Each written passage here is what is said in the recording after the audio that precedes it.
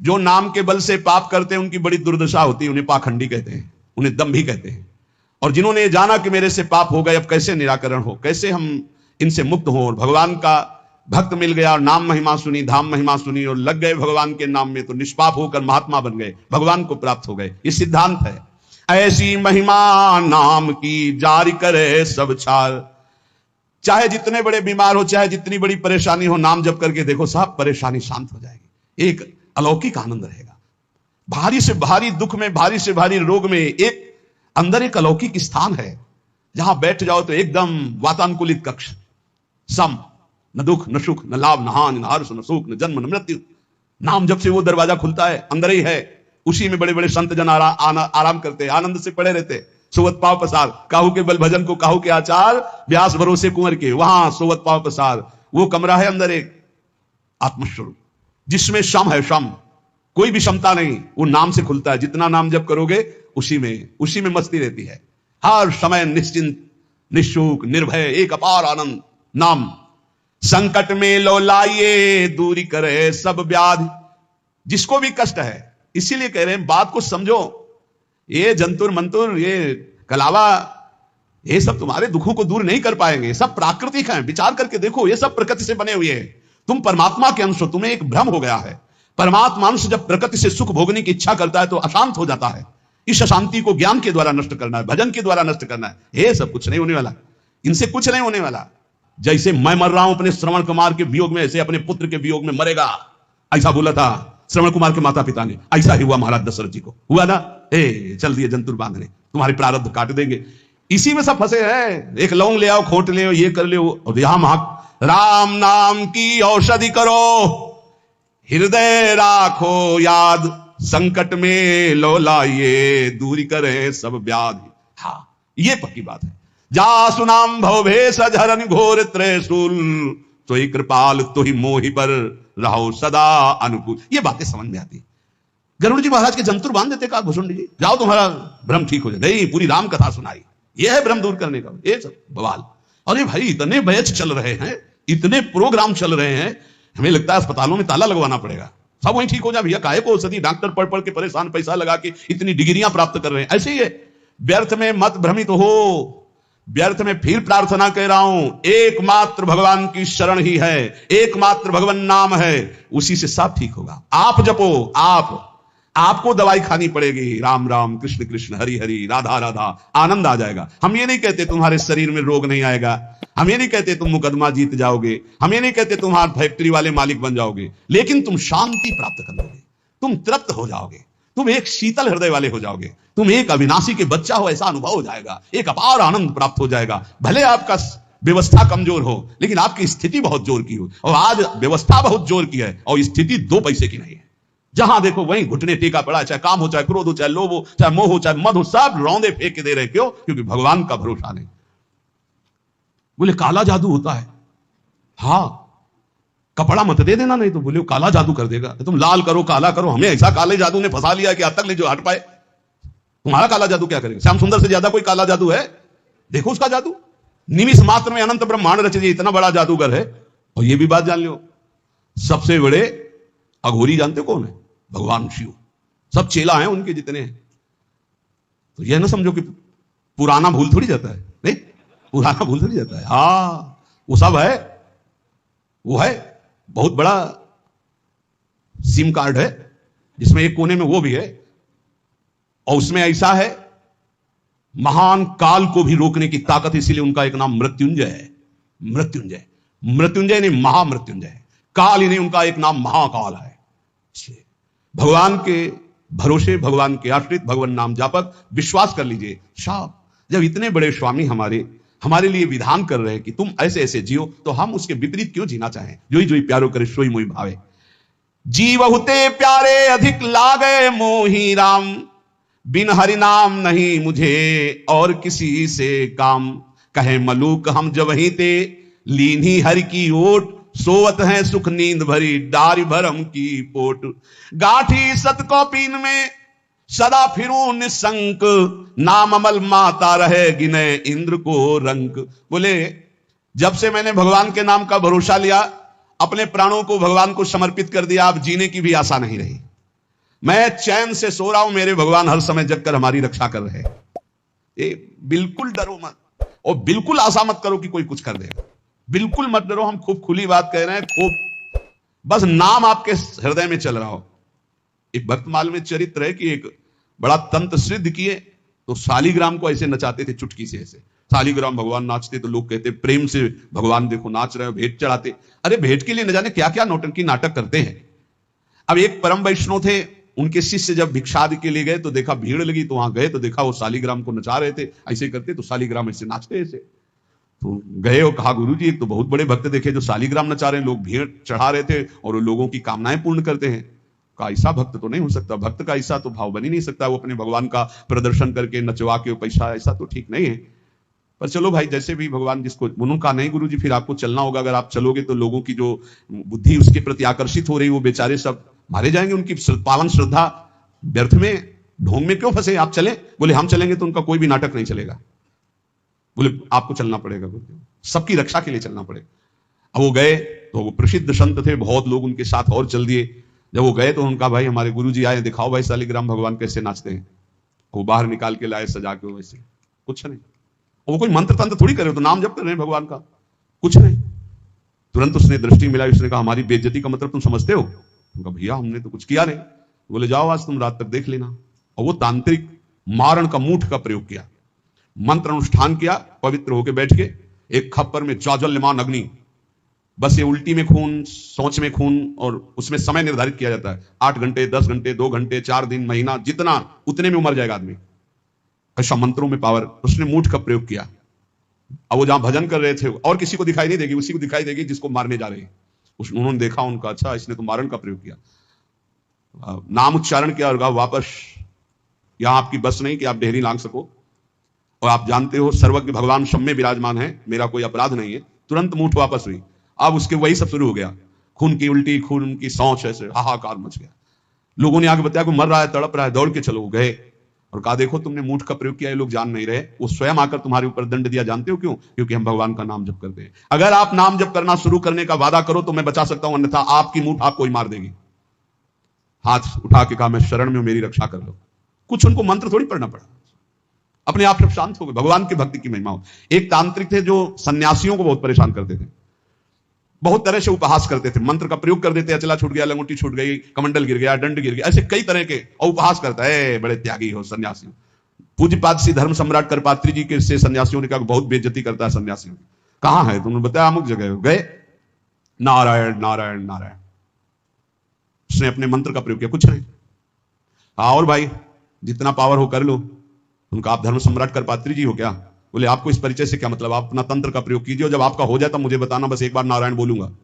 साष्टांग दंडवत हुआ महाराज क्षमा को। बोले आज के बाद किसी संत और सन्यासी क्यों और सबके अंदर क्यों नहीं ऐसा हो? क्योंकि भजन नहीं, भजन में अमोघ सामर्थ्य है, नाम में अमोघ सामर्थ्य है। कोई भी तंत्र मंत्र जादू टोना कोई भी नहीं आ सकता।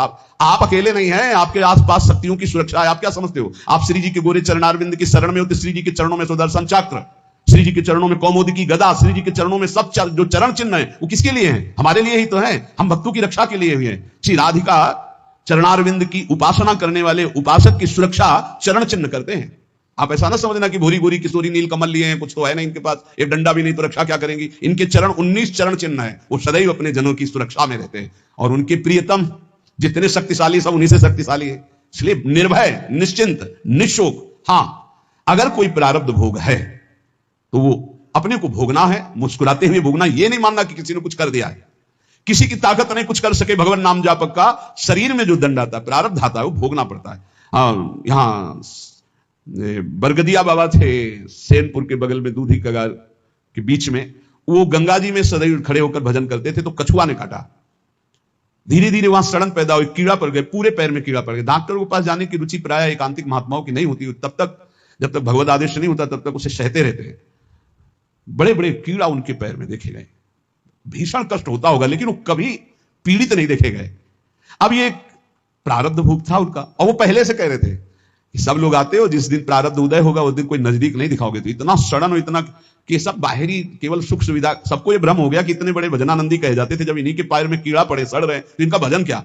वो सिद्ध पुरुष है, वो केवल अपने प्रारब्ध शरीर का क्षय कर रहे थे। तो ये कोई ऐसा ना सोचे कि किसी के ऊपर कोई अपना प्रभाव दिखा दे। ये उन्हीं के ऊपर दिखा सकता है जो भजनहीन है, भजन नहीं हो रहा। अगर भजन करोगे तो किसी की भी ताकत नहीं है कि आपको दुख पहुंचा सके।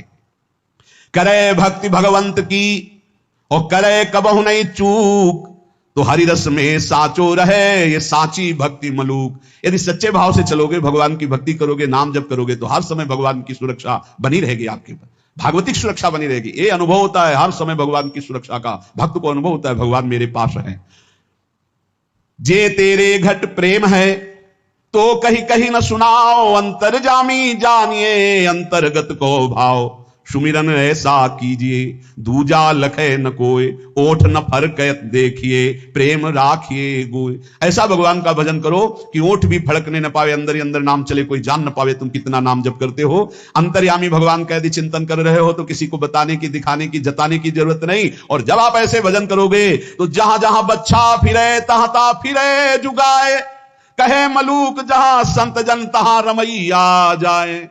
जैसे बछड़ा जहां जहां जाता है गाय रमाती जाती है, ऐसे जहां भक्त चरण रखता है वहीं भगवान होते हैं आसपास। चिंता करने की जरूरत नहीं है। माला जपो न कर जपो, जिभ्या जपो न राम, ये उनका विश्राम पद है, उनका स्वयं का विश्राम स्थान है ये दोहा उनका। माला जपो न कर जपो, जिभ्या जपो न राम, सुमिरन मेरा हरि करे मैं पाया विश्राम। ये स्थिति है, ये स्थिति, ये स्थिति है। हाथ से माला जपता हूं ना, जबान से नाम जप करता हूं।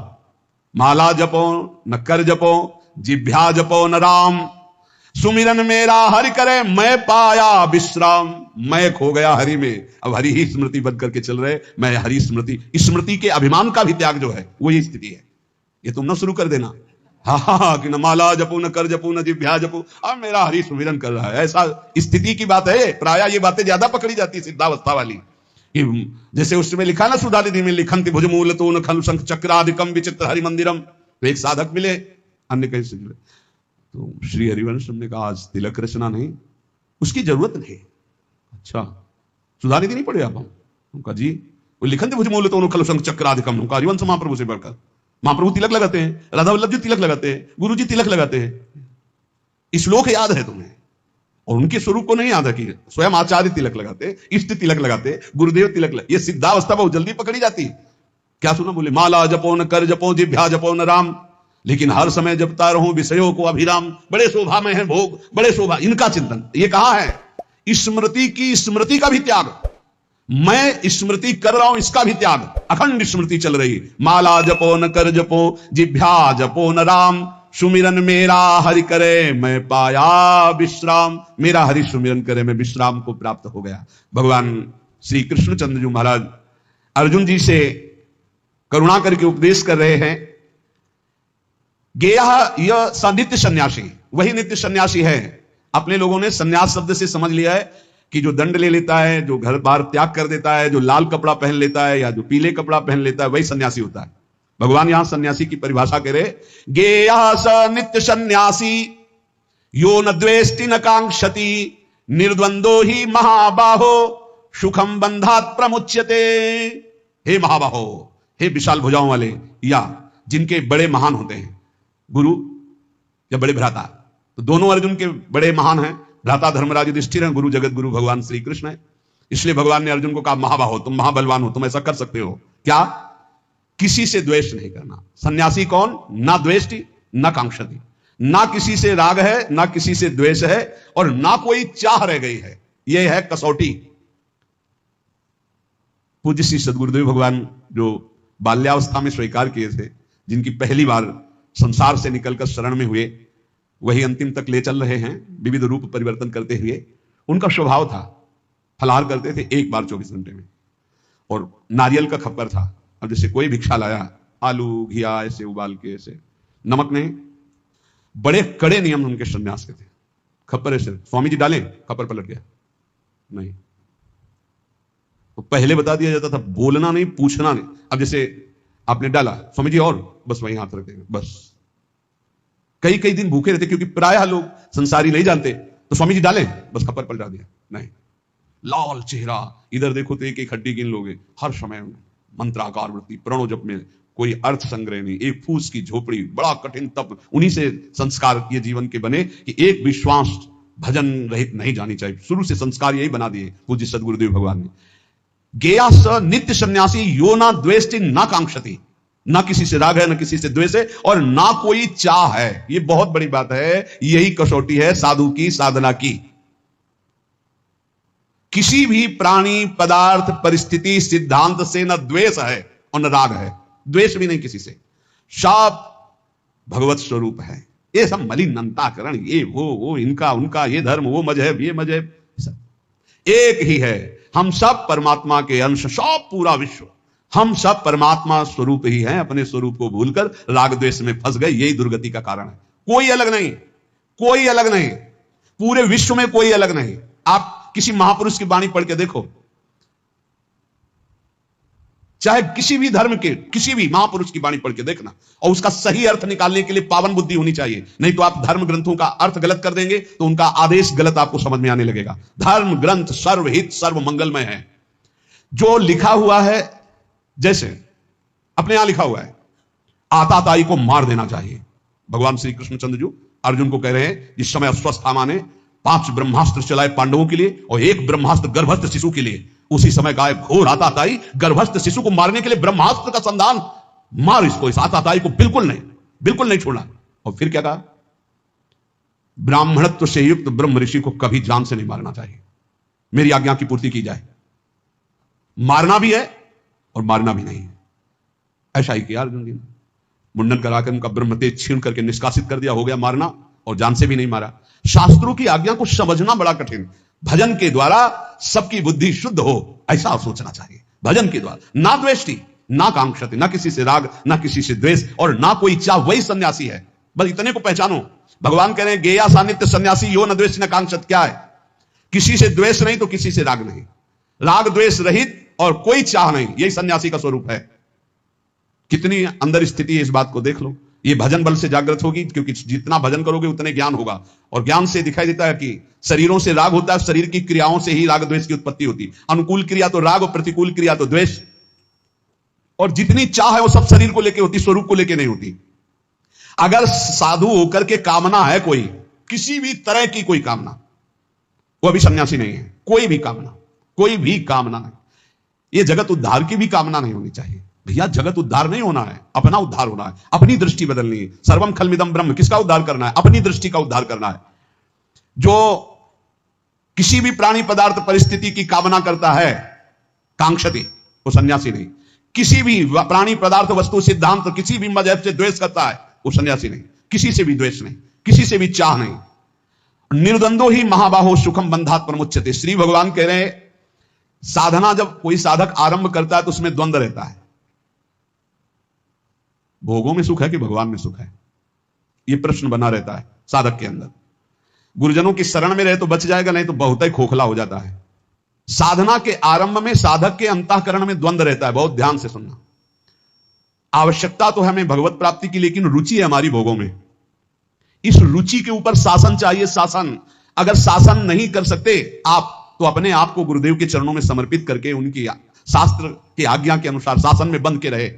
और बिना इसके बंधे सामर्थ्य नहीं आती कि अपने आप को शासन में ले ले। नहीं तो आवश्यकता भगवान की है, रुचि भोगों की है, सबकी आवश्यकता भगवान की है, रुचि भोगों की है। बस यही समस्या का समाधान नहीं हो पा रहा।